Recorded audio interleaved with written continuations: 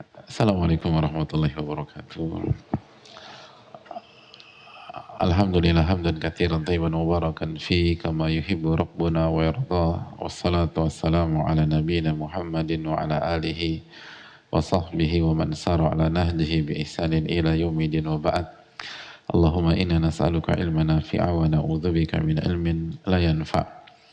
Hadirin yang Allah muliakan, alhamdulillah kita panjatkan puji dan syukur kita kepada Allah Subhanahu wa taala atas segala nikmat dan karunia Allah berikan kepada kita. Sebagaimana salawat dan salam semoga senantiasa tercurahkan kepada junjungan kita, Rasul kita, Nabi kita, Sayyidina Muhammadin sallallahu alaihi wasallam, beserta para keluarga, para sahabat, dan orang-orang yang istiqomah berjalan di bawah naungan sunnah beliau sampai hari kiamat kelak. Hadirin yang Allah muliakan, kita meminta kepada Allah ilmu yang bermanfaat dan semoga Allah menjauhi kita dan melindungi kita dari ilmu yang tidak bermanfaat. Hadirin yang semoga Allah muliakan, bulan Ramadan selalu penuh dengan keutamaan. Di sanalah pintu-pintu surga dibuka oleh Allah Subhanahu wa taala.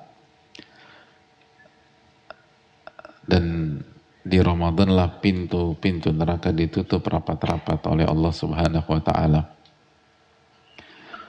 Di Ramadan lah gembong-gembong syaitan itu dibelenggu oleh Allah Tabaraka wa ta'ala. Di sanalah Al-Quran itu diturunkan. Di sanalah ada malam yang lebih baik daripada 1000 bulan. Lailatul Qadri khairun min alfi syahr.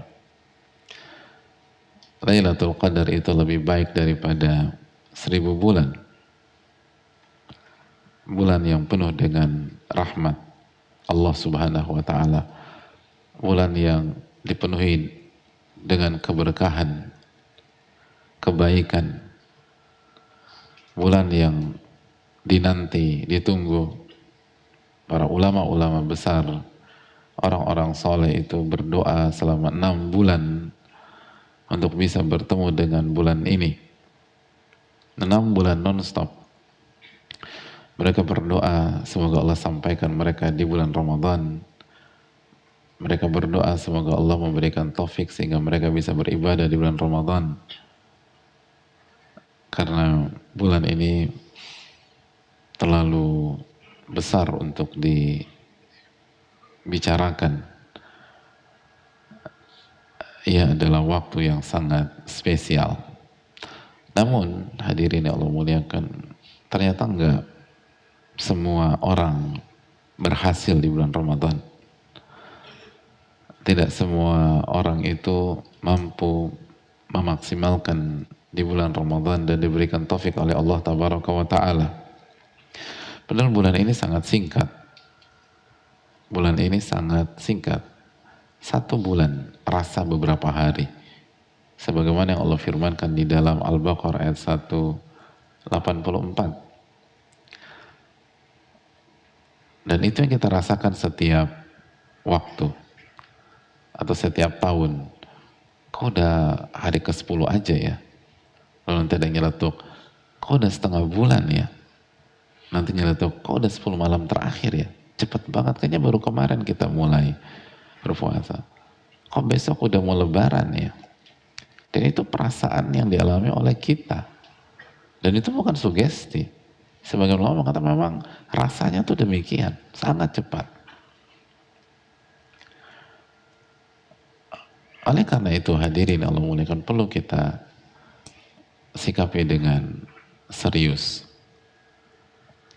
Dan kita juga sudah sempat bahas bahwa hendaknya di momen terbaik ini atau momen spesial ini, kita pun hendaknya bukan sekedar tampil baik saja, tapi hendaknya kita tampil spesial. Jadi jangan hanya sekedar tampil baik, apalagi jadi tim hore. Ini perhelatan akbar, ini Ramadan. Dan dijelaskan oleh para ulama seperti dijelaskan oleh Al-Imam Ibnu Qudamah dalam Mukhtasar Minhajul Qasidin bahwa orang-orang dalam bulan Ramadan atau puasanya orang-orang bulan Ramadan ada tiga level. Yang pertama shaumul umum, puasanya orang awam secara umum, itu mereka tidak makan, tidak minum, dan tidak berhubungan suami istri. Itu puasanya umum. Adapun di level berikutnya shaumul khusus, puasanya orang-orang khusus, orang-orang spesial. Fahuwa kafun nazar wal lisan wal yad, ia menjaga anggota tubuhnya dari dosa, menjaga anggota tubuhnya dari dosa. Bukan hanya nggak makan, nggak minum, bukan hanya nggak berhubungan suami istri, namun ia jaga anggota tubuhnya dari dosa. Ia jaga lisannya, ia jaga tangannya, ia jaga penglihatannya, ia jaga kakinya, ia jaga telinganya.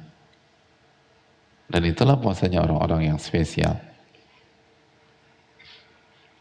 Dan yang puncak, shaumu khususil khusus, puasanya orang-orang yang spesialnya best of the best.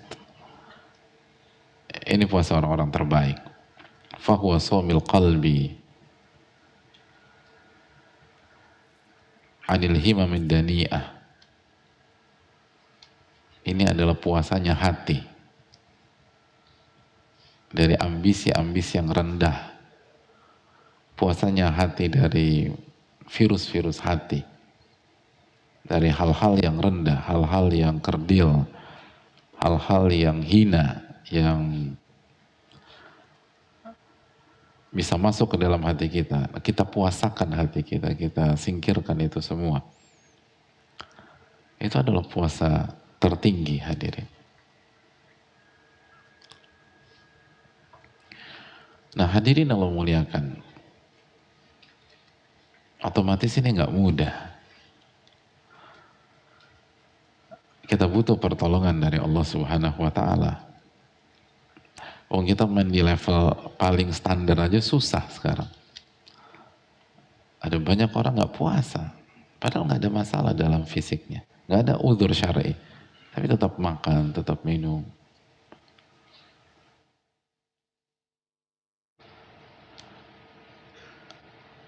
Lalu bagaimana main di dua level lebih tinggi dari itu? Yaitu mempuasakan hati seseorang. Dan kalau hati sudah dipuasakan dari hal-hal yang rendah, hal-hal yang hina, hal-hal yang kerdil, maka ia akan merasakan apa yang disabdakan oleh Rasul sallallahu alaihi wasallam, "Idza saluhat saluhal jasadu kulluh wa idza fasadat fasadal jasadu kulluh."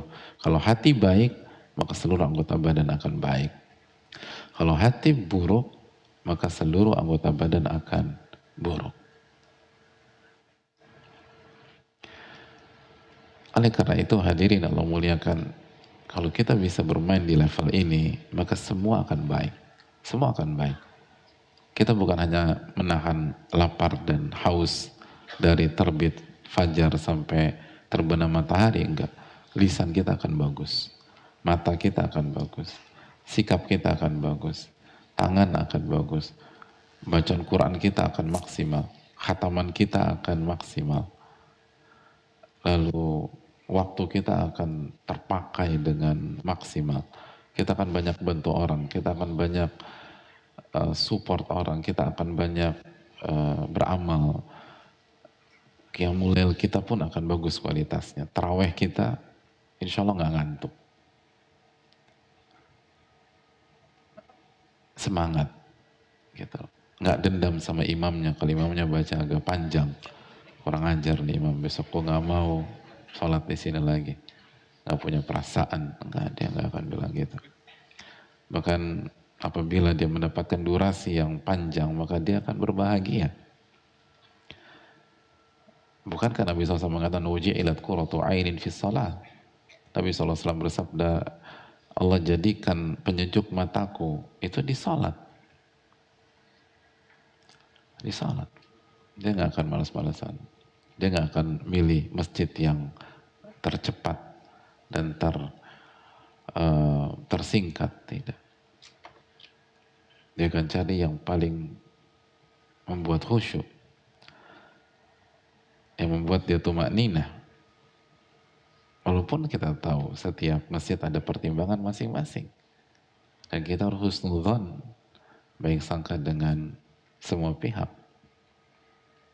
Tapi setiap orang lebih tahu takaran dan dia ingin yang terbaik buat dirinya. Dia ingin yang terbaik buat dirinya. Oleh karena itu hadirin Allah muliakan, ulama kita menjelaskan, kalau kita ingin bermain di level ini, benar-benar menjadikan Ramadan ini Ramadan yang terbaik, Ramadan yang maksimal, maka ulama mengatakan tutup 6 pintu syaitan berikut ini. Tutup 6 pintu virus-virus hati berikut ini. Karena jika 6 pintu ini kita tutup, baik di luar Ramadan, apalagi di Ramadan, maka kita akan bermain di level yang berbeda, hadirin. Serius. Bermain di level yang berbeda. Dan bisa bermain di level tertinggi tadi, puasa hati dari hal-hal yang buruk, hal-hal yang rendah, itu bukan hanya impian dan cita-cita yang tidak bisa teraih, tapi kita akan dapat biidznillah ta'ala. Asal tutup 6 pintu ini, jangan dibuka. Dan sebenarnya 6 pintu ini bukan hanya di Ramadan, di semua bulan. Tapi kalau di bulan yang lain kita berusaha tutup, apalagi di Ramadan.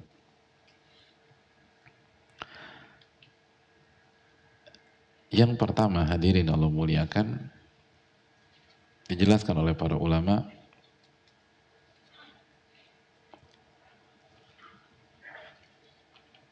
fudulul ta'am,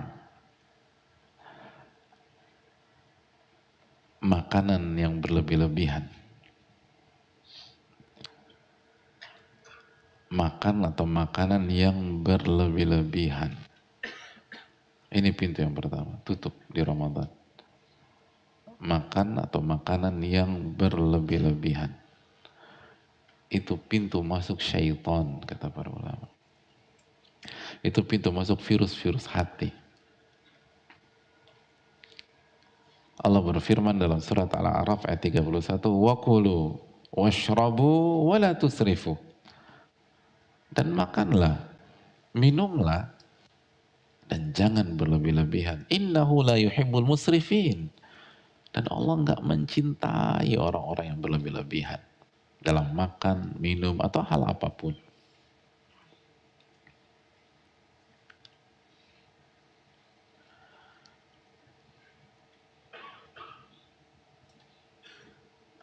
Hadirin Allah muliakan, Allah nggak mencintai orang yang berlebih-lebihan. Dan dalam konteks ayat ini khususnya makan dan minum. Dan kalau itu terjadi di Ramadan, maka kita tidak dicintai Allah di Ramadan. Kalau kita tidak dicintai Allah di Ramadan, mungkinkah kita bisa berada di level yang spesial? Nggak mungkin. Dan ini ternyata PR dari banyak kita, bahkan blind spot banyak orang di Ramadan yang lalu. Sehingga tidak maksimal dan mereka nggak ngerti apa salah saya.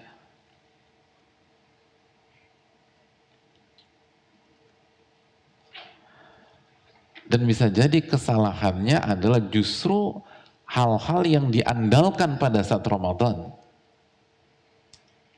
Coba kita jujur hadirin sekalian. Dan kita flashback ke belakang.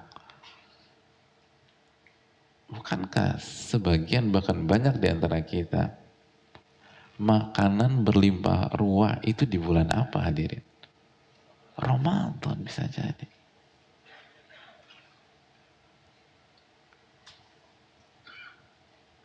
Ramadan. Jadi Ramadan memang bulan puasa, tapi di sisi lain justru di Ramadan lah makanan banyak terbuang di sebagian rumah-rumah kita.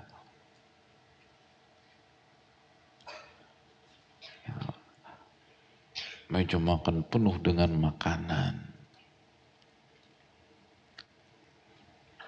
Semua ada gitu.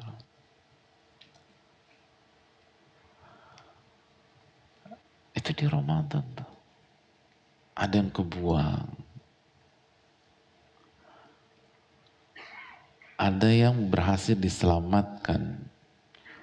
Walaupun dengan konsekuensi tidur ketika terawih karena kekenyangan. Diselamatkan makan semua. Udah nggak terawih. Begah. Itu. Akhirnya enggak itu. Itu karena berlebihan. Jadi harusnya kan bulan puasa tuh makanan tuh semakin sedikit. Harusnya kan demikian. Ini enggak banyak yang minta ampun. Akhirnya jadi malas. Akhirnya nggak semangat baca Quran. Nah ini makanan. Meja makan penuh, full meja makan.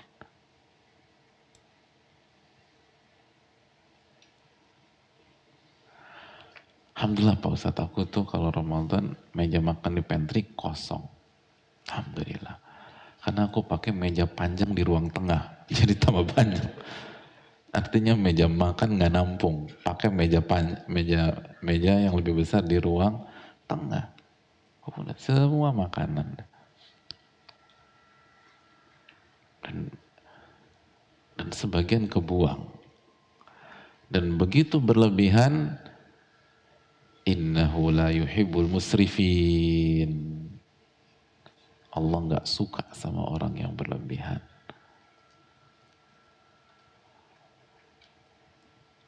Ini bahaya. Jadi kita berpikir ini salah satu syiar, padahal justru ini yang membuat kualitas kita itu gagak, turun. Karena nggak dicintai sama Allah. Atau bisa jadi, alhamdulillah nggak mau bazir Pak Ustadz, tapi ya itu tadi masuknya ke lambung-lambung kita. Kebanyakan makan juga nggak bagus hadirin. Nggak bagus. Nabi SAW mengatakan, "Mamala'a ibnu Adam wi'aan syarran min batan." Tidak ada sebuah wadah yang diisi oleh ibnu Adam yang lebih buruk daripada perutnya. Yang lebih buruk daripada perutnya. Hadis Tirmidzi, hadis Imam Ahmad. Jadi perut itu kalau kita isi full, itu justru buruk. Nggak berkah. Sampai kenyang banget, berlebih-lebihan gitu. Jangan berlebihan makan di Ramadan.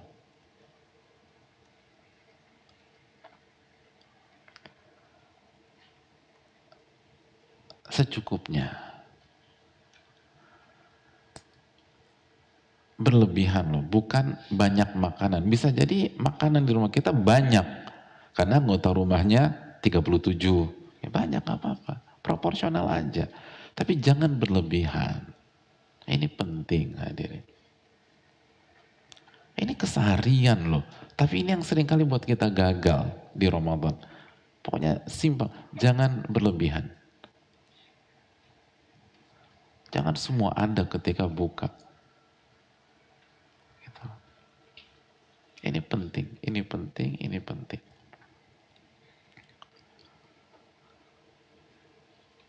kalau memang ada banyak, kasih orang. Kasih orang. Man fattara sha'iman, barang saya memberikan makan kepada orang yang berbuka dari puasanya, maka dia akan mendapatkan pahala orang tersebut tanpa mengurangi pahala dia sama sekali. Ini jangan lo masuk kulkas terus panasin, masuk boleh masuk kulkas panasin nggak ada masalah. Tapi begitu ada makanan, kasih orang, kasih orang. Jangan berlebihan dan jangan berlebihan makan. Jangan sampai buka kita itu menjadi momen balas dendam, jangan. Buka puasa itu takarrub kepada Allah. Itu amal soleh, bukan balas dendam. Makan secukupnya. Kalau kita mau puasa kita berkualitas dan tidak menjadi pintu masuk syaitan. Jadi berlebihan ketika makan bukan hanya membuat kita begah, tapi kita baru saja membuka pintu biar syaitan masuk. Makanya benar deh coba, kalau kita berlebihan gitu, pada saat buka puasa, coba evaluasi, emangnya sholat maghrib kita maksimal? Oke, maghrib belum makan, masih maksimal. Isya maksimal. Taraweh maksimal. Bahkan banyak yang nggak taraweh. Dengan alasan buka bareng. Buka bareng bagus, tapi begitu berlebih-lebihan, akhirnya trickle down effect-nya tuh kemana-mana hadirin. Akhirnya malam itu nggak baca Quran. Akhirnya target lepas. Dan begitu seterusnya jadi pola. Jangan berlebih-lebihan. Untuk diri kita sendiri. Tapi begitu ada, kasih. Kasih. Jor-joran buat ngasih makan orang, bagus. Tapi jangan berlebihan buat diri kita sendiri. Allah nggak suka. Wakulu washrabu wala tusrifu. Dan makan, minum, dan jangan berlebih-lebihan. Itu pintu pertama yang harus kita kunci di Ramadan. Berlebih-lebihan dalam makanan dan memakannya.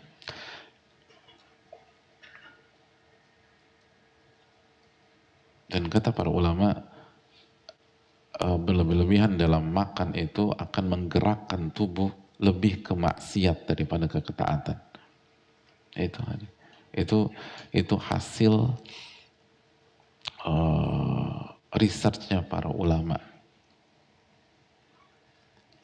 Ingat, berlebih-lebihan itu subjektif. Setiap orang beda. Tinggi badan orang tuh beda, kebutuhannya beda, kondisi orang beda. Tapi bisa diukur kan Adil. Bisa diukur. Dan kalau mau lebih saintifik bisa tanya Pak Dokter sama Bu Dokter. Tanya dokter gizi ini gimana nih duduknya. Ini yang perlu kita camkan. Dan harus dikurangi. Kita yang berlebihan makan, kurangi. Dan ini penting. Ini bukan tentang postur badan, bukan. Ini bukan tentang good looking atau tentang proporsional. Enggak. Ini bukan tentang otot, bukan tentang ini. Yang pertama ya, ini tentang begitu kita berlebihan makan, Anda buka pintu buat syaitan. Itu masalah. Anda buka pintu untuk syaitan. Dan begitu syaitan masuk dan lebih leluasa menggoda kita, jangan salahkan siapa-siapa kalau kita kena lagi dan kena lagi. Allah Ta'ala.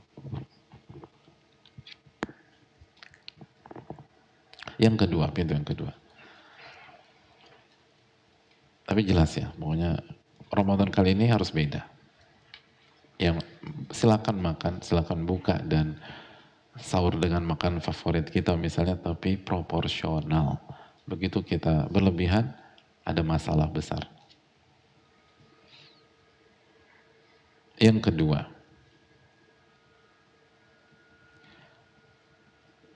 kedua, hadirin Allah muliakan,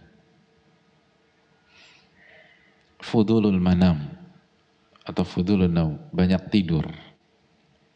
Ini banyak tidur. Ini juga pintu masuk syaitan, kata para ulama. Tidur itu penting. Dan kalau kita niatkan untuk memperkuat ibadah, kita mendapatkan pahala. Sebagaimana dijelaskan para ulama. Bahkan ada istilah qailulah dalam Islam. Ada yang tahu qailulah tahu apa? Tidur siang. Qilu fa inna syayatin la taqil, kata Nabi SAW. Tidur siang lah, karena syaitan itu nggak tidur siang. Tapi qailulah itu sebentar hadirin. Dan tidur siang dari sebelum zuhur sampai maghrib. Itu bukan tidur siang, itu tidur siang dan sore plus maghrib. Tidur siang tuh 20 menit cukup.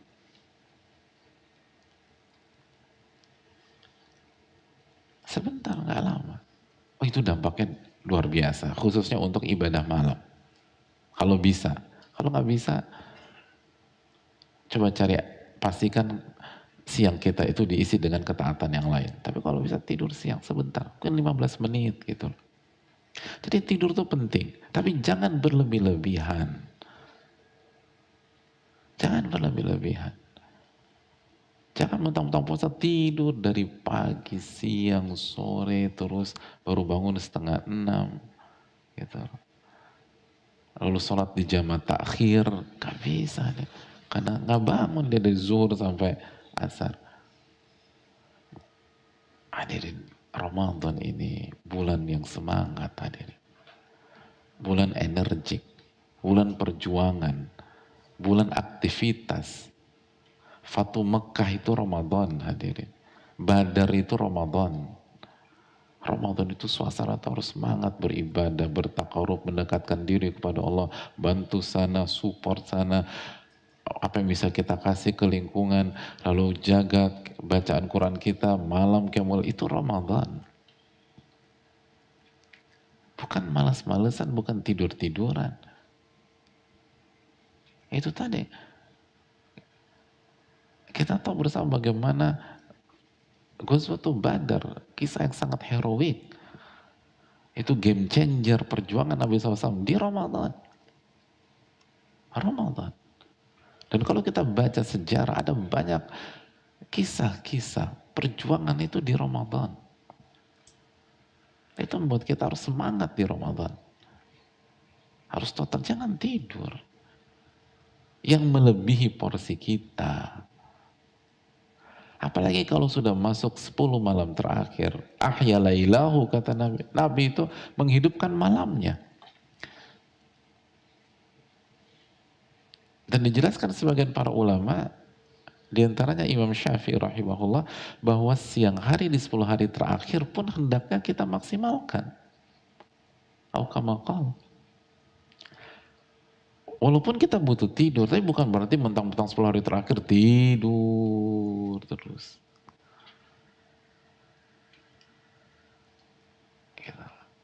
Enggak. Kita masih bisa berdoa di hari di siang hari di 10 hari terakhir. Jangan doanya bismikallahumma ahya, bismikallahumma ahya, bismikallahumma ahya. Kenapa dengan alasan nanti malam mau begadang lagi? Nggak masalah kejar di malam, tapi proporsional. Kecuali kalau nggak mampu, nggak jadi paksa. La yukallifullahu nafsan illa usaha. Fattaqullaha mastata'tum. Tapi jangan over, jangan berlebihan. Ramadan itu bukan bulan santai. Ramadan itu bukan bulan yang leyeh-leyeh atau rebahan, bukan. Lihat Nabi kita SAW. Lihat para sahabat radhiyallahu taala anhum. Baca sejarah kita, lihat. Ini bulan yang semangat gitu loh. Makanya kan man shoma ramadhana imanan wa ihtisaban ghufira lahu ma taqaddama min dzambi. Barang siapa yang berpuasa karena iman dan ihtisab. Apa mana ihtisab? Apa artinya ihtisab? Harapan. Berharap diterima sama Allah, berharap dapat pahala dari Allah.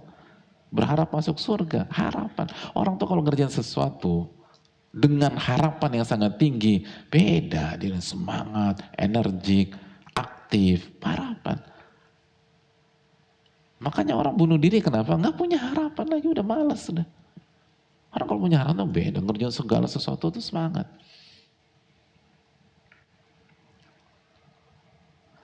Oh semua, bahkan yang ada hubungannya semangat.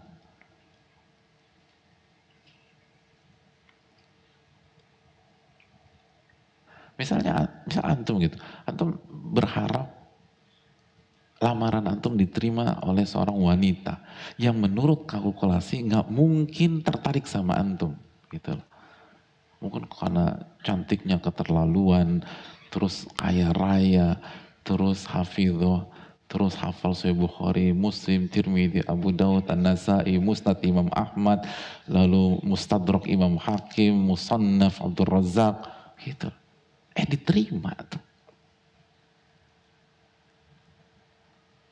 Atau mungkin belum dapat, mungkin belum diterima, dapat telepon dari penghubung kita, harapan engkau besar nih, kata ibunya, itu terlihat dari bola matanya misalnya. Kira-kira antum berdengar harapan besar mempengaruhi kinerja antum di rumah antum nggak? Oh, itu langsung beres-beres rumah, ibu dibantu cuci piring, baju dijemurin, semuanya gitu loh. Oh, yang awalnya malas ngapa-ngapain, ibu lagi cuci, bantu dicuciin, sampai pakaian bibi dicuciin juga, terus dijemurin, semua isi rumah dibantu. Kenapa? Punya harapan besar hari itu. Harapan tuh beda. Orang tuh kalau punya harapan tuh semangat gitu loh.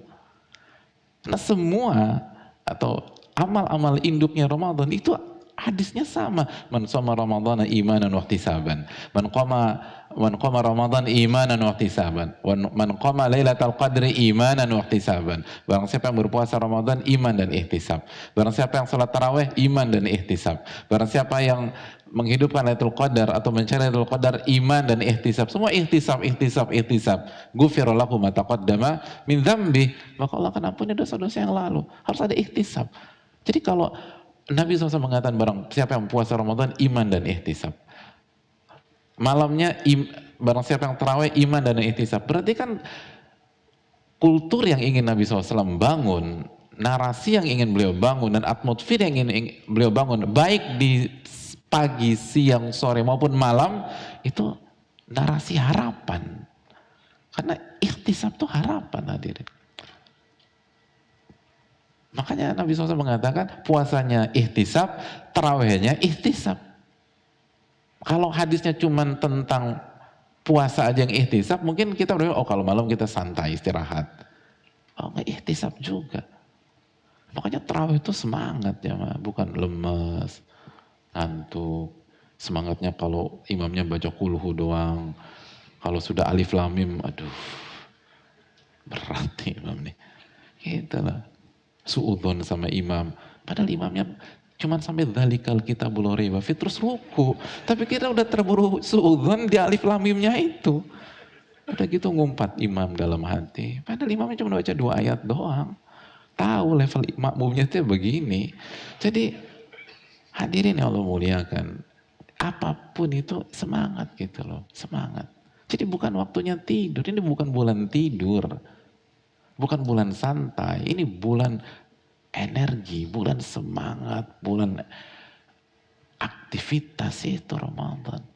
Silakan baca sejarah lah. Lihat bagaimana event atau hal-hal besar itu ada di Ramadan. Lihat bagaimana Nabi kita di Ramadan. Sallallahu alaihi wasallam. Lihat bagaimana beliau sholat malam sebelum Badar tersebut, Ghazwatul Badar. Malamnya kan belum, yang lain tidur, beliau ibadah sama Allah. Itu Ramadan. Jadi jangan memperbanyak atau jangan berlebihan. Tidur boleh, tapi jangan berlebihan. Begitu tidur berlebihan, lihat hari itu nggak maksimal. Lihat deh, lihat. Dan itu yang kita rasakan. Begitu tidur kita berlebihan di Ramadan, target berantakan udah. Hataman berantakan, nanti ada ini berantakan, semua berantakan. Karena sekali lagi Allah nggak mencintai kita. Itu pintu yang kedua. Pintu yang ketiga. Pintu yang ketiga, hadirin Allah muliakan.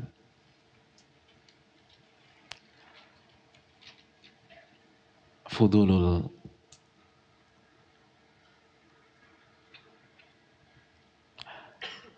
nazar. banyak melihat atau berlebihan dalam melihat. Berlebihan dalam melihat. Berlebihan dalam melihat.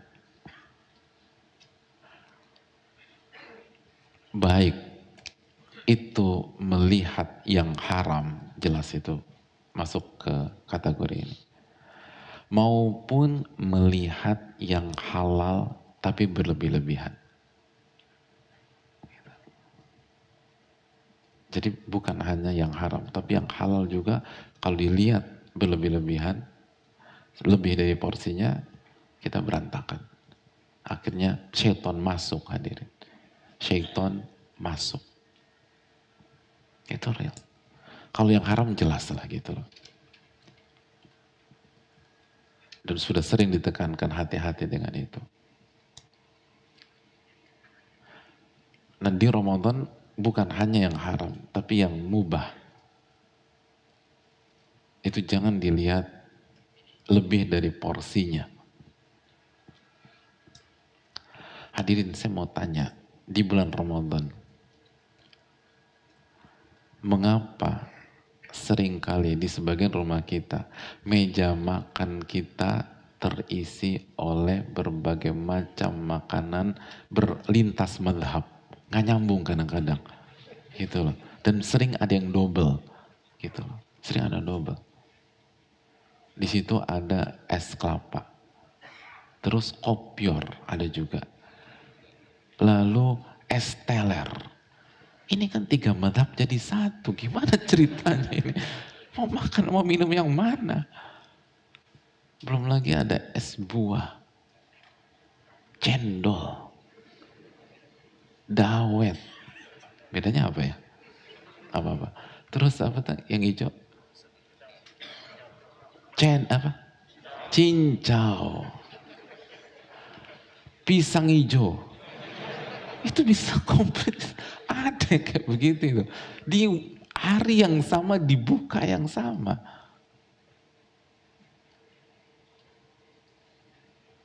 Itu luar biasa. Apa penyebabnya? Seringkali penyebabnya adalah berlebihan dalam melihat. Nah itu. Berlebihan dalam melihat. Lapar mata, hadirin. Akhirnya semua dibeli. Lihat tuh kan, es kelapa, waduh enak banget itu. Langsung ingat di pantai segala macam, saya beli, Masya Allah. Habis beli permana, lihat pisang hijau, ingat kenangan waktu ke Makassar, nah, ini bagus nih. Beli lagi es pisang hijau. Semua dibeli. Karena ngelihat padahal nggak ada niat. Awalnya niatnya malam ini minum air putih 8 gelas. Gak jadi. Semuanya itu dibeli. Kenapa? Fudulul nazar. Kebanyakan ngeliat, hadirin. Ini bahaya. Dan efeknya akhirnya menumpuk, akhirnya dari fudulul nazar ke arah fudul atau makanan yang berlebihan karena khawatir mubazir. Terus eman-eman kasih orang, tambah lagi. Jadi udah takut mubazir, pelit bergabung jadi satu. Udah dimakan semua, tidur bismikallahumma wa ahya. Gitu. Nggak terawih akhirnya. Gara-gara fudulun nazar ini loh. Gitu hadirin. Udah niat nih, kita mau baca Quran 1 juz. Duduk nih, duduk manis gitu. Baca Quran 1 juz siang ini di Ramadan. Terpancing lihat gadget. Bukalah sosial media. Niatnya cuma 1 menit. Scroll. 1 menit tuh. 1 menit plus 2, 3, 4, sejam. Gak baca Quran, sejam udah. Apalagi kalau ada isu menarik perhatian, ada inilah, ada itulah. Akhirnya gak baca Quran.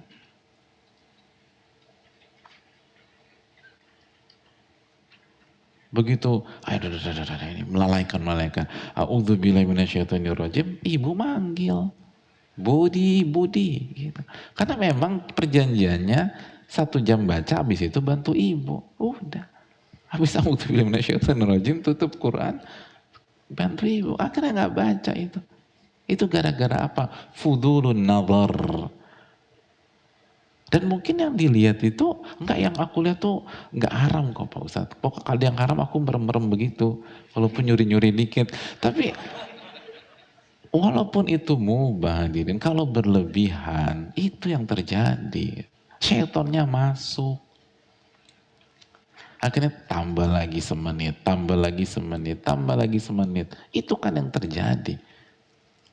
Coba tanya, yang melihat atau memperhatikan apa sosial media selama 2-3 jam misalnya, emang dia niat dari awal saya mau duduk mantengin itu 2 jam? Enggak, niatnya cuma berapa menit, scroll lagi, scroll lagi, scroll lagi, scroll lagi, akhirnya fudulun nazar, berlebihan dalam melihat, itu membuyarkan semua agenda di Ramadan kita. Kejadian, hati-hati dalam banyak melihat, itu pintu harus ditutup hadirin. Ini kita belum bicara yang melihat yang haram ya, ini baru yang mubah-mubah aja.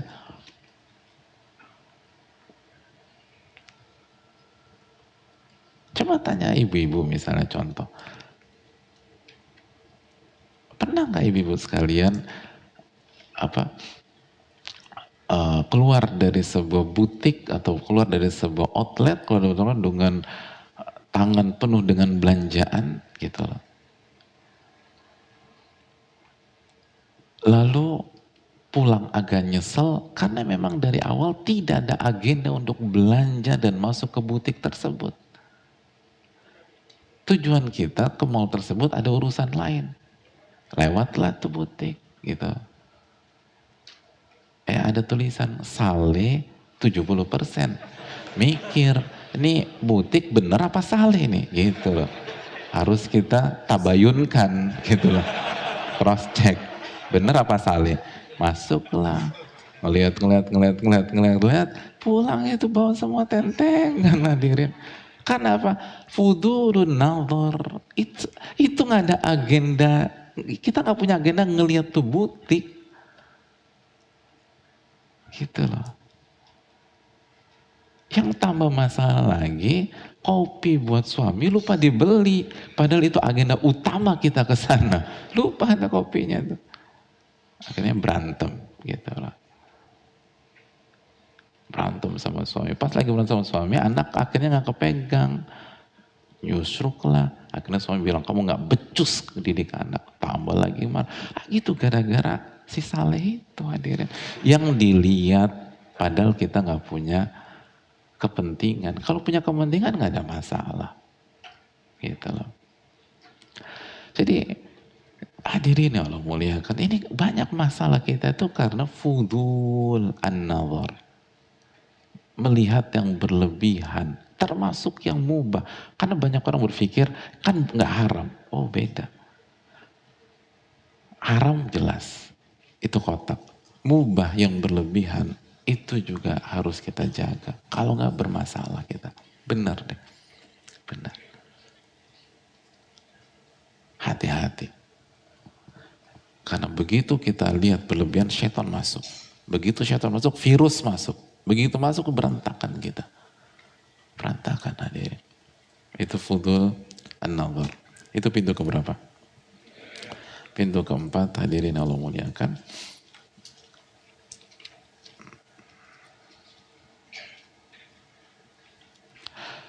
Fudulul kalam. Fudul al-kalam. Berlebihan dalam bicara. Bukan banyak bicara, bukan. Tapi berlebihan. Sekali lagi, berlebihan.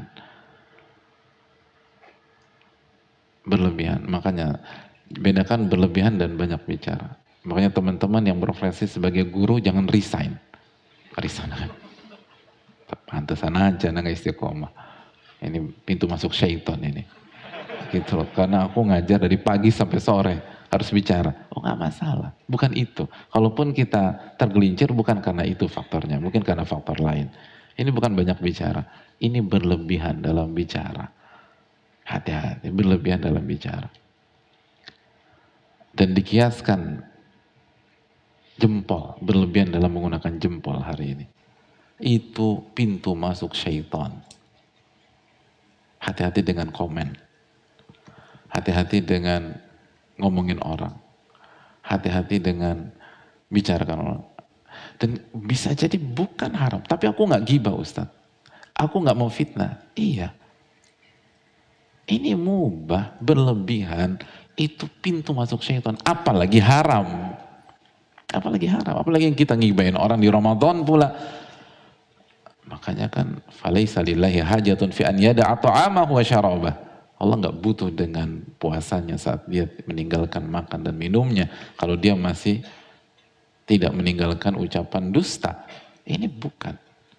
Kita main di level tertinggi hadirin. Kan kita jelaskan dari awal. Ini apabila kita mau bermain di level yang tertinggi. Kita nggak main di haram lagi, usahakan. Tapi hindari hal-hal mubah yang berlebihan dalam pembicaraan-pembicaraan kita. Apalagi yang haram.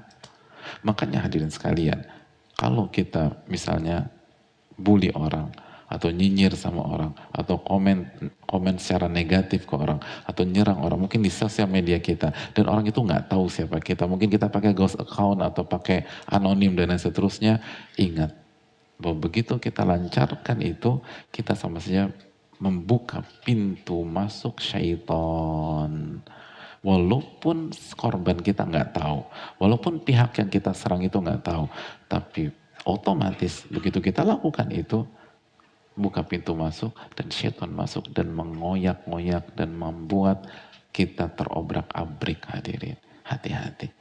Hati-hati dengan lisan langsung maupun melalui gadget kita tersebut. Makanya kan la yastaqimu imanu abdin hatta yastaqima qalbuh wa la yastaqimu qalbuh hatta yastaqima lisanuh. Itu. Dan hati tidak akan istiqomah sampai lisannya istiqomah. Artinya apa? Itu tadi. Itu hadits Nabi SAW. Hati nggak akan istiqomah sampai lisan istiqomah. Jempol istiqomah sekarang. Artinya lisan dan jempol kita punya andil besar menghancurkan hati kita, karena dengan cara itu kita buka pintu buat si syaitan masuk ke dalam hati dan virus-virus hati itu merajalela. Itu yang harus kita camkan. Makanya hadirin di Ramadan jangan kebanyakan ngobrol. Udah daripada ngobrol baca Quran. Baca Quran, zikir, bantu orang. Atau ikut kajian. Jangan banyak ngobrol. Jangan banyak ngobrol. Banyak zikir aja, zikir. Hatamkan tuh Al-Quran. Jangan cerita ngobrol sama ini, curhat sama ini. Itu yang membuat masalah semakin ribet. Itu menyelesaikan masalah dengan masalah baru lagi. Karena begitu kita banyak bicara, repot. Banyak. Dan kadang-kadang kita komentarin gak penting gitu loh. Komentar gak penting.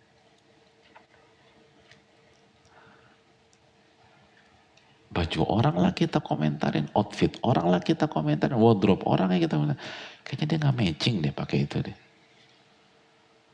Kalau gue sih nggak banget pakai itu. Ya suka-suka dia, hadirin selama halal. Dan itu kenapa kita komen? Tak balik lagi tadi. Fudulun nazar. Melihat yang berlebihan itu. Jadi melihat berlebihan itu kenanya kemana-mana tuh hadirin. Akhirnya kita bicara berlebihan, komentar berlebihan. Gitu. Coba kalau kita ngeliat, kita nggak komen. Iya kan? Kalau kita nggak lihat, kita nggak komentar. Hati-hati. Hati-hati bicara. Man somata naja, kata Nabi SAW. Barang siapa yang diam, dia selamat. Barang siapa yang diam, dia selamat. Itu sabda Nabi SAW. Maksudnya apa? Kembali ke hadis Bukhari yang lain. Man kana yu'minu billahi wal yawmil akhir falyakul khairan aw liyasmut. Barang siapa yang beriman kepada Allah dan hari akhir, hendaknya dia berkata baik atau diam.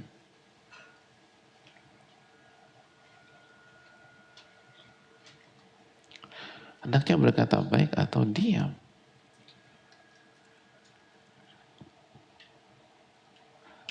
Jadi Kata para ulama, dipikir dulu kalau mau bicara, dipikir dulu kalau bicara.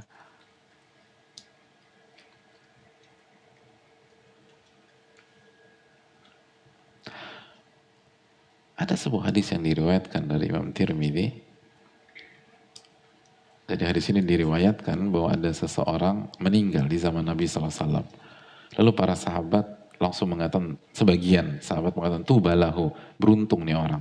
Kata Nabi SAW, wa ma yudrika la'allahu takallama fima la ya'ni.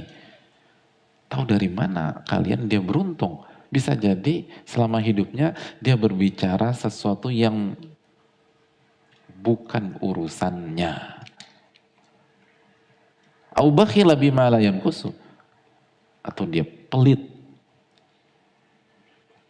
terhadap harta yang tidak akan merugikan dia. Kalau kita infak kan harta itu nggak akan merugikan kita, hadirin, nggak akan mengurangi kita. Ya. Jadi kata dalam riwayat ini dikatakan,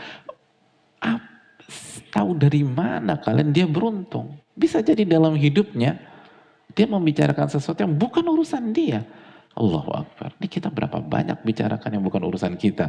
Jadi pertanyaannya, bisakah kita beruntung pada saat kita wafat, hadirin? Dan lebih celakanya lagi kita bicarakan itu di Ramadan. Akhirnya bukan hanya nggak beruntung, tapi nggak beruntung di Ramadan. Tahu dari mana kalian dia beruntung? Bisa jadi dia selama hidupnya membicarakan sesuatu yang bukan urusan dia. Dan hadirin, urusan kita aja udah akan membuat kita repot di hari kiamat. Lalu kita mau ngurus urusan orang. Kecuali kalau kita mau bantu, kita mau support, kita itu bagus. Tapi cuman komen, ngebahas segala macam. Tidakkah kita yakin itu akan dihisap oleh Allah? Dan itu pintu masuk syaitan. Akhirnya berdampak ke semua ibadah kita di bulan Ramadan. Akhirnya itu tadi. Seringkali di sebagian masjid misalnya, atau di sebagian jamaah iktikaf di sebagian masjid, itu yang membuat nggak maksimal tuh karena apa? Iya, karena di sana bukan hanya sholat berjamaah, bukan hanya buka puasa berjamaah, sahur berjamaah, tapi juga curhat berjamaah dan ngobrol berjamaah. Dan ketika udah curhat panjang kali lebar, di masjid sih gitu loh, tapi tetap aja ngobrol ke sana, akhirnya Quran nggak dibaca. Gitu. Udah selesai sama yang pojok kanan, lihat lagi. Itu lagi baca Quran sendirian, datangin. Ngobrol. Loh iya, ini yang ketawa-ketawa yang expert nih. Expert iktikaf maksudnya, bukan expert ngobrol. Enggak, kan fenomena kayak gitu terjadi enggak? Jadi ada. Ila man rahimah rabbuh. Dan kalau kita termasuk, ya udah perbaiki di tahun ini. Nggak usah berkecil hati. Perbaiki aja. Kebanyakan ngobrolnya berantakan kita. Allah Ta'ala. Pintu yang berikutnya, pintu keberapa? Pintu kelima. Pintu kelima, fudul al-istima'. Fudul al-istima'. Berlebih-lebihan dalam mendengar. Berlebih-lebihan dalam mendengar. Dan berlebih-lebihan dalam mendengar, sekali lagi itu pintu masuk syaitan. Pintu masuk syaitan. Dan yang dimaksud mendengar ini, berlebihan dalam mendengar, yang pertama jelas mendengar yang haram, mendengar gibah, mendengar fitnah, cacian, makian, tanpa alasan syar'i nggak boleh. Dan itu ngerusak hati kita, ngerusak. Jadi sebagian kita bilang, aku kan aku kan hanya mendengar, aku bukan yang bicara.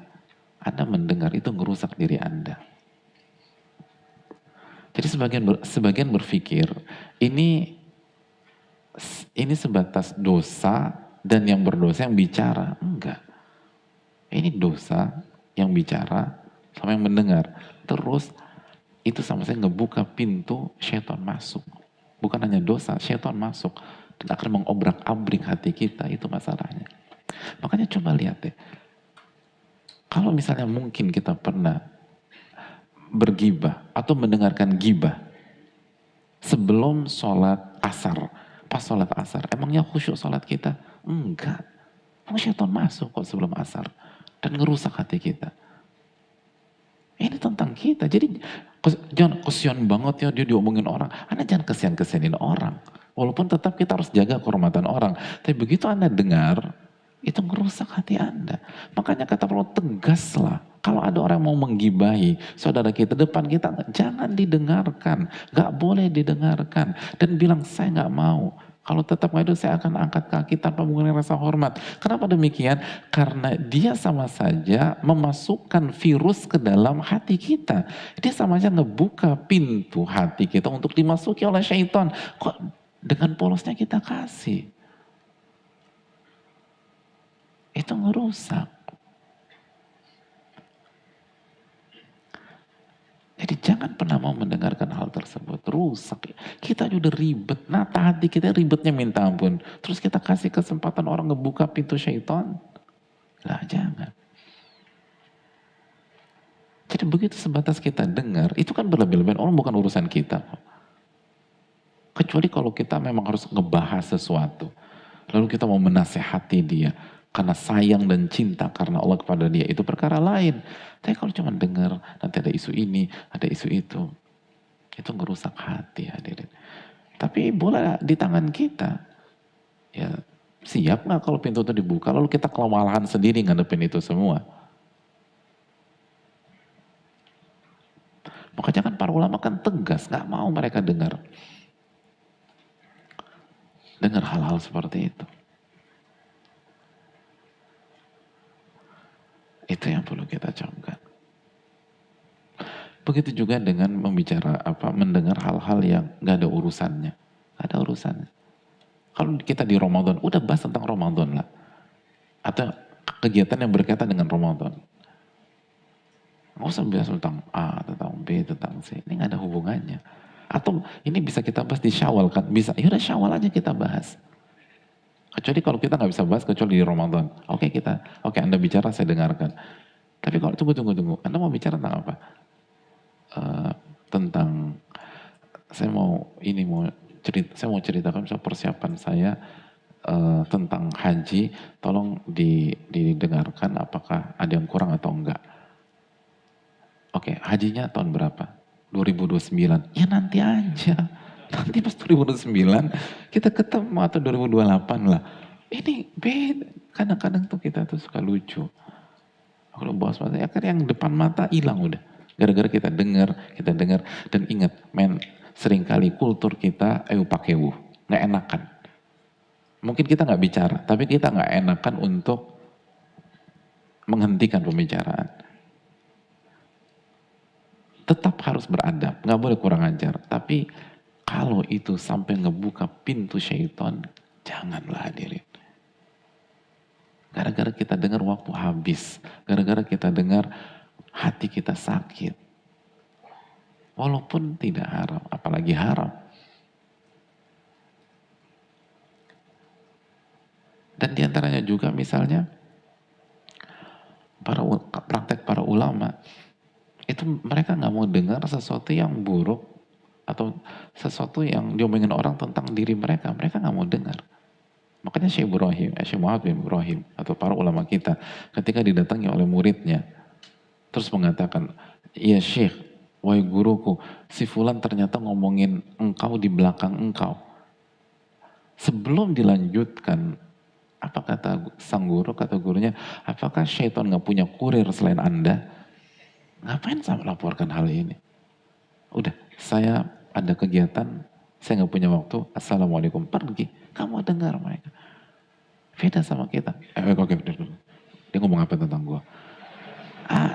Saya ingin tanya, begitu kita dengar semua pembicaraan orang tentang diri kita, hati kita tenang. Selamat, pintu syaitan Anda buka sendiri, dan dia mengobrak-abrik hati Anda. Kok ada sholat gak khusyuk, kok tega dia ngomong itu kepada saya, kok dia... Padahal kalau kita nggak dengar hadirin, aman hati kita. Dan kita dapat pahalanya. Dia kirim pahala ke kita. Dan kita nggak terusik sama sekali. Siapa yang suruh dengar? Siapa yang suruh dengar? Itu yang perlu kita camkan. Kecuali kalau memang itu urusan kita. Kepentingan akhirat kita atau duniawi kita, silakan dengar. Ramadan jaga telinga. Begitu enggak, mohon maaf aku harus ini. Bicara baik-baik. Bicara baik-baik, mohon maaf aku nggak bisa dengar ini. Apalagi jika hal itu haram. Oke. Yang terakhir, yang keenam, hadirin sekalian. Apa yang keenam? Fudulu mukhalatatin nas. Bergaul berlebihan. Berinteraksi berlebihan.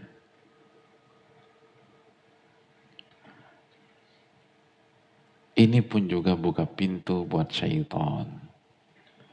Bergaul berlebihan, berinteraksi berlebihan, ngumpul berlebihan. Baik dari sisi dengan siapa kita bertemu, dan atau dari sisi durasi kita bertemu. Dan sebab kita bertemu, itu juga penting. Jadi pastikan, khususnya di Ramadan, silakan bergaul, tapi harus mundobit, artinya harus terukur. Bergaul haruslah hadirin. Berbuat baik harus apalagi amalan sosial harus ditekankan. Kan Nabi SAW karihil mursalah. Kedermawan Nabi SAW itu di Ramadan seperti angin yang berhembus. Kalau ada angin yang berhembus dari luar masjid ini masuk ke sini, itu semuanya kena. Mushaf pertama, kedua, ketiga, terakhir tuh kena. Gak mungkin terakhir tuh gak kena. Kenapa? Masbuk dia, jangan dikasingin. Kan gak mungkin. Kalau angin berhembus itu semua kena. Jadi sebisa mungkin merata itu kedermawanan seseorang ketika Ramadan. Karena Nabi SAW dermawannya itu merata. Jadi ada interaksi. Dan Nabi SAW ajwa dan nas. Wa ajwa dan mayukunu fi Ramadan. Beliau adalah orang yang paling dermawan. Dan puncak kedermawan Nabi SAW kapan? Di Ramadan. Jadi bukan eksklusif atau bukan sibuk sendirian, bantu orang, support orang. Dan kita ingat sabda Nabi SAW, la an amshi ma'akhin fi hajatin ahabbu ilayya min an a'takifa fi hadzal masjid syahra, dalam hadis Tabrani. Nabi SAW bersabda, aku pergi bersama saudaraku untuk memenuhi kebutuhan dia, mensupport dia, memenuhi kebutuhan dia. Itu lebih aku sukai daripada iktikaf di masjid ini. Di masjid apa? Nurul Iman. Ini Nabi yang bersabda, hadirin sallallahu alaihi wasallam. Di Masjid Nabawi selama 1 bulan penuh. 1 bulan penuh. Iktikaf 1 bulan penuh. Nabi SAW lebih menyukai mengantarkan saudara memenuhi kebutuhannya. Jelas ini clear. Tapi proporsional. Proporsional. Kalau kita nganterin orang, waktunya cukup dengan 1,5 jam, kenapa udah 4 jam belum pulang-pulang juga? Itu masalahnya. Kenapa itu? Apa? Ngapain aja? Kumpul segala macam. Kumpul itu proporsional. Apalagi di Ramadan. Apalagi di Ramadan. Dan seringkali kita suka miss di situ, sering miss di bukber misalnya. Bukber gak ada yang salah sama sekali. Tapi durasinya itu, perlu gak sampai jam 11 misalnya. Perlu gak sampai jam 12:30. Gitu lah. Bukber seperlunya, apa kalau memang harus. Dan perlu gak bukber tuh tiap hari misalnya. Ada orang agenda bukber sampai 31 agenda. Bulannya aja mentok-mentok 30 itu loh. Kok bisa 31? Saking padatnya. Dan kalau kita hadir, proporsional apa tidak? Terus durasinya berapa lama? Begitu berlebihan, pintu syaitan kita buka dan syaitan akan mengobrak-abrik hati kita, berantakan di malam itu. Capek lah, inilah, segala macam, taraweh bablas. Tapi kan syaitan kan nggak langsung bilang, taraweh bablas loh mas. Enggak kan, kata syaitan bisikin, tenang aja, masih bisa qiyamul lail. Qiyamul lail tuh lebih afdol loh secara waktu, gitu. Udah nggak apa-apa, lepas taraweh di awal aja. Nanti kita qiyamul lail. Aku udah ngobrol sampai jam 12.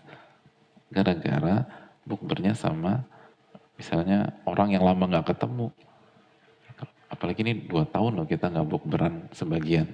Ini kamu, jadi itu yang perlu dijaga. Akhirnya qiyamul lail atau tahajud bablas juga, kadang-kadang nggak sahur, kadang-kadang nggak subuh tepat waktu. Hati-hati. Interaksi penting. Jaga silaturahmi penting. Tapi proporsional. Jangan berlebihan. Jangan berlebihan. Apalagi kalau kita iktikaf di 10 hari terakhir. Jelas itu enggak. Ngumpul-ngumpul tuh bener-bener minimalis lah. Pas sahur, pas apa, pas buka. Itu hal yang penting. Jadi hati-hati dengan itu tadi. Dan ingat, ngumpul berlebihan itu nanti kemana-mana. Nanti gibah lah. Nanti ngelihat yang nggak bener lah. Dan segala macam. Bahkan ada yang CLBK lah. Iya, lama nggak ketemu. Akhirnya ketemu di Ramadan. Belum lagi ketika ketemu, apa, laki-lakinya lagi ada masalah sama istri. Lalu si perempuannya lagi ada masalah sama suami. Dan dia punya sejarah dalam kehidupan mereka berdua. Jadi itu. Illa an yasha Allah. Kejadian nggak di masyarakat? Kok agak ragu-ragu. Takut jadi tersangka. Kejadian. Hati-hati. Jaga porsi. Bangun hubungan baik harus dijaga. Tapi jangan sampai berlebihan. Ini Ramadan hadirin. Ini Ramadan. Dan para ulama kita mengatakan bahwa dalam hidup itu kita harus punya 3 waktu sebenarnya hadirin. Kita harus punya 3 waktu. Kata para ulama, kata Syekh Saleh Al-Utsaimin dan lain-lain. Yang pertama, me time. Maksud me time di sini itu kita harus punya waktu berkhalwat dengan Allah. Karena nggak ada yang sendirian, pasti itu bersama pengamatan Allah SWT. Itu waktunya kalau sendirian itu harusnya baca Quran, berzikir, ibadah, sholat, lalu qiyamul lail misalnya, terus muhasabah, tafakkur, atau belajar agama, atau menghafal juga pas sendiri.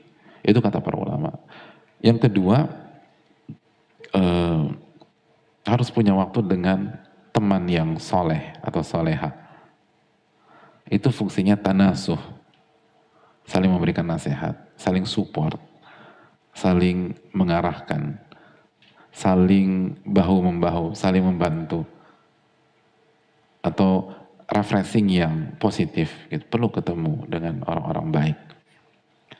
Yang ketiga, harus ada waktu dengan guru. Nah, yang dikerjakan bertanya, minta nasihat, minta masukan, konsul. Itu idealnya hidup tuh begitu. Harus ada waktu sendiri, waktu sama teman, sama waktu sama guru itu.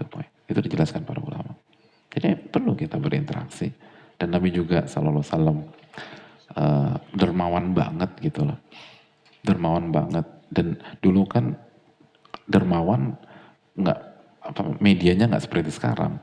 Mungkin kalau sekarang bisa tinggal transfer di dalam ruangan. Tapi kalau dulu di zaman Nabi SAW dermawan kan harus ngasih. Itu hal yang penting. Nah itulah 6 pintu syaitan yang harus kita hindari. Kalau kita berhasil, insya Allah Ramadan kita spesial di tahun ini. Hindari berlebihan itu tadi. Dan harus dilatih. Dan kita akan lihat nanti kegiatan kita akan padat. Ibadah kita akan maksimal. Karena itu tadi, yang bikin rusak semua ibadah kita dari tahun ke tahun, itu tuh 6 itu sebenarnya. Coba kita evaluasi deh, 6 itu yang bikin rusak. Dan makanya ini sangat keseharian dan sangat real dan kita ngalamin. 6 ini kalau kita bisa selesaikan, Allah kasih taufik, Allah cinta kepada kita dan Allah akan mudahkan. Ini yang bisa disampaikan. Semoga bermanfaat. Kita buka sedikit waktu untuk sesi tanya jawab. Wassalamualaikum warahmatullahi wabarakatuh. Ada pertanyaan?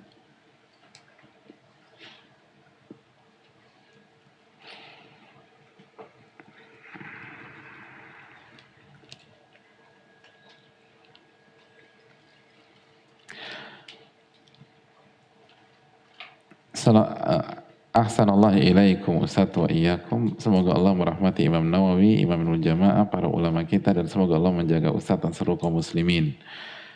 Jazakallahu khair atas ilmunya. Ustadz izin bertanya,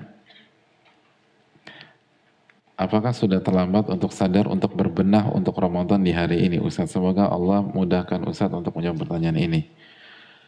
Insya Allah saya jawab di pertanyaan terakhir aja. Ini pertanyaan penting dan perlu kita ketahui. Insya Allah kita jawab di pertanyaan terakhir.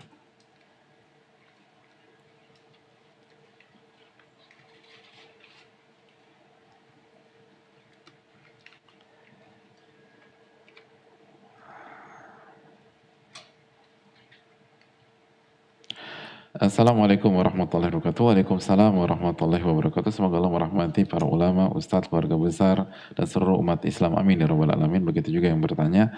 Ustadz, saya mau tanya, pekerjaan saya nggak usah sebut pekerjaannya ya, pekerjaannya biasa kok, halal.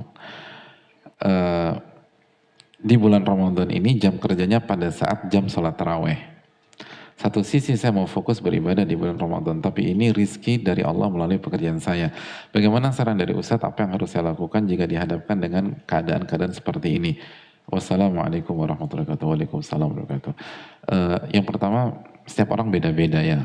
Setiap orang beda-beda. Kul kulun ya'malu ala syakilati. Allah berfirman, hendaknya kita beramal sesuai dengan kotak kita masing-masing. Karena kondisi finansial kita beda.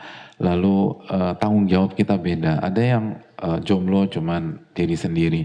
Ada yang menikah belum punya anak. Tanggung jawabnya cuman dia sama istrinya aja. Ada yang punya anak 1 orang, ada yang punya anak 2 orang, ada yang punya anak 18 orang. Kan nggak mungkin 18 orang tanggung jawab plus dia dan istri jadi 21 itu disamakan dengan orang yang menghidupi dirinya sendiri di pekerjaan yang sama. Jadi sekali lagi semua punya keunikan dan semua punya masalah atau kondisi yang berbeda. Oleh karena itu bertakwalah kepada Allah semampu kita, fattaqullaha masata'tum. Dan kita lebih tahu tentang kondisi kita. Oleh karena itu kalau bisa di Ramadan, keuntungan akhirat itu lebih kita kedepankan daripada pemasukan secara duniawi. Artinya kalau memang harus bekerja untuk rizki yang halal, dan kalau kita nggak bekerja maka kita tidak bisa menunaikan kewajiban kita sebagai suami dan ayah atau orang tua, maka silahkan bekerja sesuai porsi gitu. Jadi jangan dimaksimalkan. Nah, waktu yang ada itu dimaksimalkan untuk ibadah. Jadi poinnya adalah silakan bekerja dengan niat. Niatnya itu untuk menjalankan kewajiban memberikan nafkah dan menjalankan atau menafkahi keluarga. Hukumnya apa? Wajib. Dan mengerjakan yang wajib itu dicintai oleh Allah apa tidak? Sangat dicintai oleh Allah. Maka niatkan untuk mengerjakan kewajiban sehingga kita mendapatkan pahala wajib di bulan Ramadan. Itu sangat besar. Terus yang kedua, tadi kita katakan proporsional. Jadi kalau ternyata 1 bulan ini bisa di cover dengan 2 atau 3 malam, ya udah, habis malam keempat fokus ibadah, nanti kita cari lagi pada Ramadan. Itu idealnya. Walaupun nggak wajib, tapi kalau bisa demikian itu afdol. Karena kalau para ulama tuh liburnya udah dari Sya'ban sebagiannya. Tapi memang nggak semua, karena setiap ulama kan kondisinya beda-beda. Jadi yang bisa libur itu bagus sekali. Nggak bisa diminimalisir aktivitasnya. Ada salah di antara jamaah ada yang bisa ambil cuti 1 bulan penuh. Masya Allah. Tapi enggak semua orang bisa demikian. Ada yang bisa 25 hari, ada yang bisa 20 hari, ada yang bisa hanya di 10 hari terakhir. Setiap orang beramal sesuai dengan kotaknya. Dan kita jujur sama Allah, Allah yang maha tahu. Ramadan ini maksimalkan akhirat sebelum dunia. Dan nanti pas Ramadan silakan normal lagi. Allah ta'ala misal.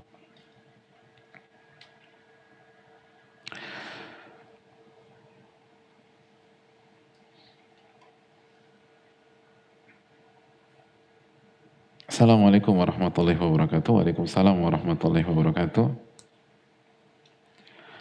Semoga Ustadz dan tim jamaah serta kaum muslim selalu mendapatkan perlindungan dan keberkahan dari Allah. Amin ya rabbal alamin. Ustadz mau bertanya, manakah yang lebih utama dalam berbuka puasa ketika mendengar azan? Berbuka dulu atau menjawab azan, atau berbuka sambil menjawab azan dalam hati? Jazakallahu khair, semoga Ustadz diberi kemudahan untuk menjawab. Terima kasih atas pertanyaan. Insya Allah nggak ada kontradiksi, begitu masuk waktu, buka. Jadi buka itu bukan dengar azan, tapi masuk waktu. Masuk waktu. Karena bisa jadi muadzinnya buka dulu, baru azan. Dan ada muadzin itu bukanya pakai nasi kotak, baru habis itu azan. Ada memang.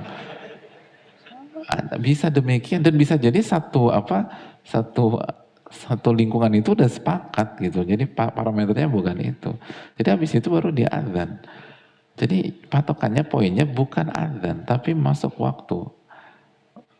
Kan itu yang Allah firmankan dalam surat Al-Baqarah ayat 187.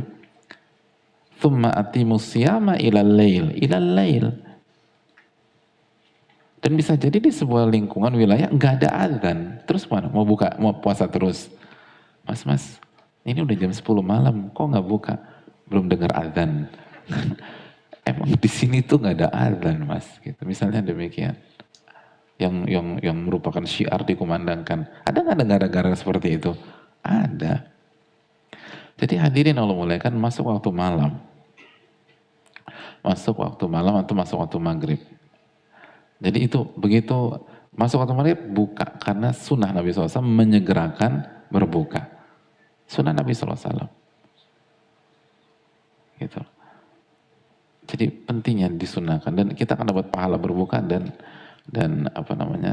mengerjakan sunnah Nabi SAW menyegerakan berbuka. Nah habis itu begitu lanjutlah dengar azan dan jawab gitu loh. Jadi pas dengar, begitu selesai jawab. Dengar, mungkin sambil minum, begitu selesai jawab. Kan itu bisa dilakukan. Wallahu ta'ala bishawab.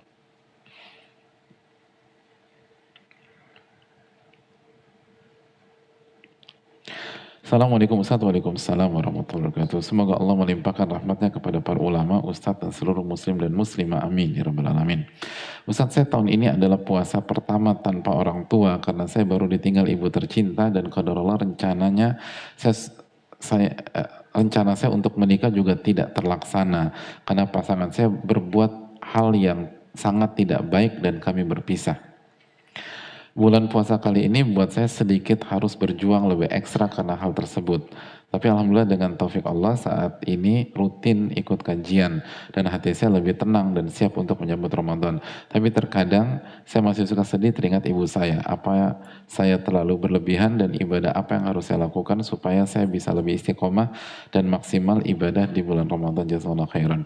Terima kasih atas pertanyaannya, dan semoga Allah memberikan nikmat kubur buat ibu beliau dan seluruh orang tua kita. Amin ya rabbal alamin.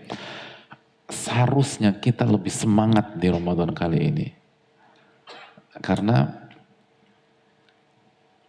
untuk kita dan untuk ibu kita. Ibu kita udah gak bisa puasa, tapi kita bisa berpuasa. Dan kalau kita beribadah, pahalanya sampai ke ibu kita. Dijelaskan sebagian para ulama, ketika para ulama menjelaskan tentang idza mata banu Adam in qata amalu, jika anak Adam meninggal maka terputuslah seluruh amalnya, ila min thalath, kecuali 3 perkara. Yang pertama shadaqatun jariyah wa ilmun yuntafa'u bi wa waladun shalih yad'ulah. Yang pertama adalah sedekah jariyah, yang kedua adalah ilmu yang bermanfaat, dan yang ketiga anak yang soleh atau soleh yang senantiasa mendoakan dia. Yad'ulahu itu berdoa Itu dijelaskan sebagian para ulama seperti Syekh Utsaimin rahimahullah, itu sebagai sampel, bukan hanya doa, tapi semua ibadah yang dikerjakan anak yang soleh itu sampai ke orang tua seperti orang tua mengerjakan sendirian atau seperti orang tua mengerjakan sendiri. Itu hal. Kenapa demikian? Karena ad-du'a huwal ibadah. Doa itu inti ibadah. Makanya kan doa itu punya makna dua. Yang pertama makna khusus, yang kedua makna umum. Makna khusus apa? Meminta. Makna umum ibadah. Jadi semua ibadah itu doa. Gitu. Jadi itu artinya adalah puasa yang dikerjakan seorang anak di Ramadan tahun ini jika diterima oleh Allah itu otomatis pahalanya masuk ke orang tua. Sholat yang dilakukan seorang anak itu sampai ke orang tuanya. Seperti orang tua yang sholat. Maka kita harus semangat harusnya. Jadi itu harus jadi cambuk kepada kita. Semangat kita harus 2 kali lipat. Karena ini bukan hanya tentang saya, tapi ini tentang ibu saya. Ibu saya nggak bisa ruku, tapi saya masih bisa ruku. Ibu saya udah nggak bisa puasa, saya masih bisa puasa. Atau ayah saya. Atau ada yang kedua orang tuanya udah meninggal di Ramadan tahun ini. Harus lebih semangat lagi. Bukan lemas, tapi syaitan ya begitu. Syaitan kan ngembosin semangat kita, akhirnya kita nggak ada gairah dan akhirnya nggak maksimal. Wallahu taala alam bisawab.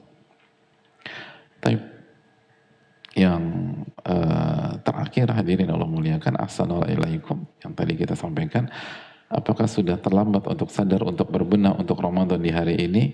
Dan semoga Allah mudahkan Ustadz untuk menjawab. Hadirin Allah muliakan, idealnya memang kita start dari awal Sya'ban misalnya. Tapi jika kita berada di pagi ini dan kita merasa hari-hari kemarin tidak maksimal, hadirin jangan lihat kemarin, lihat lihat pagi ini, siang ini, sore ini. Gitu. Allah Ghafurur Rahim. Inna rahmati sabaqat ghadabi, rahmat Allah, rahmatku mengalahkan murkaku, kata Allah Subhanahu wa taala. Maka persiapan hari ini, bangun atmosfer hadirin. Walaupun waktu nggak banyak, tapi bangun atmosfer. Sebagian para ulama membawakan hadits idza sami'tumul iqamah famshu ila shalah fa'alaikum as-sakinah wal waqar. Apabila kalian mendengar dikumandangkannya qomat loh. Ini qomat. Maka berjalanlah menuju sholat. Jarak antara qomat dengan sholat cepat atau enggak? Cepat. Udah mepet. Adzan aja udah cepat. Tapi ini qomat bukan adzan, qomat. Dan berjalannya alaikumus sakinah wal waqar. Berjalanlah dengan tenang dan wibawa. Dan sebagian para ulama, dan ini disebutkan juga oleh Imam Ibnu Qayyim di salah satu kitab beliau, bahwa tenang dan berwibawanya jalan seseorang menuju sholat, itu salah satu yang dilakukan adalah membangun atmosfer sholat sebelum takbiratul ihram. Sudah membangun atmosfer sebelum kita takbiratul ihram. Suasana itu sudah suasana sholat. Harus bangun ambience gitu loh hadirin, tentang sholat. Makanya hadirin sekalian, coba kita lihat ketika kita sholat sambil balas WA, walaupun gitu loh, begitu sampai ke soft, send, taro, Allahu Akbar, emangnya khusyuk? Karena Anda nggak membangun ambience dan suasana tersebut. Itu penting. Dan lihat di semua bidang, orang-orang terbaik sebelum start itu mereka semua bangun atmosfer. Lihat semua bidang. Yang dikerjakan beda-beda, unik-unik. Ada yang inilah, ada yang itulah, ada yang pakai headset lah, ada yang jingkrak-jingkrak, ada yang segala macam. Tapi fungsinya adalah membangun atmosfer yang sedang akan dia kerjakan. Nah makanya kata para ulama, sebagian ulama membawakan hadis ini dalam bab sholat ke Ramadan. Kata mereka, sebagian ulama tersebut, hendaknya kita membangun atmosfer Ramadan sebelum masuk. Detik-detik terakhir itu penting. Lihat event-event besar. Sebelum sampai di lokasi, itu sudah dibangun atmosfer, sudah dibangun suasana. Kan demikian. Ketika beberapa waktu yang lalu Indonesia menjadi tuan rumah Asian Games, antum landing di Suta, itu suasananya apa? Asian Games, padahal pembukanya belum mulai. Tapi landing di airport, Asian Games, suasana udah Asian Games. Semua event besar tuh begitu. Misalnya ada ibu-ibu mau ke pameran Inacraft misalnya di Senayan, itu begitu lewat Semanggi mau Sultan ke kiri, terus masuk ke GCC atau mau mungkin lurus lagi mau muter-muter Senayan dulu, lewatin TVRI bla bla bla, itu lihat di samping-samping itu apa? Inacraft. Itu kenapa dia? Kan belum sampai. Kan itu biaya. Kenapa seperti itu? Membangun suasana itu penting. Membangun suasana. Makanya Nabi SAW berpuasa tuh dari awal Sya'ban. Gitu loh. Itu konsep Nabi kita SAW. Karena para ulama mengatakan Syahrul Sya'ban, Syahrul Qurra. Bulan Sya'ban adalah bulannya pembaca Al-Quran. Tapi kalaupun kita nggak maksimal, kita punya hari ini hadirin. Bangun atmosfer. Buat diri kita. Yang mengatakan terlambat itu cuma syaitan. Taubat itu dibuka malam yugorgir. Selama nyawa belum sampai tenggorokan. Oleh karena itu maksimalkan. Ini Ramadan ini isu besar bagi kita. Kita yang pendosa, kita yang butuh ampunan dari Allah. Kita yang butuh rahmat dari Allah. Kita punya banyak masalah. Ramadan gunakan kesempatan. Dan berjuanglah bersama orang-orang yang soleha hadirin. Semoga Allah kasih taufik dan semoga Allah memberikan kita Ramadan yang penuh dengan keberkahan dan semoga kita bisa manfaatkan setiap waktu, setiap menit, setiap detiknya dan semoga Allah ampuni kesalahan kita dan semoga Allah Subhanahu wa taala memberikan kita taufik untuk bisa mendapatkan Lailatul Qadar di Ramadan kali ini dan keluar dengan husnul khatimah. Amin ya rabbal alamin. Subhanakallahumma wa bihamdika la ilaha illa anta astaghfiruka wa atubu ilaik. Assalamualaikum warahmatullahi wabarakatuh.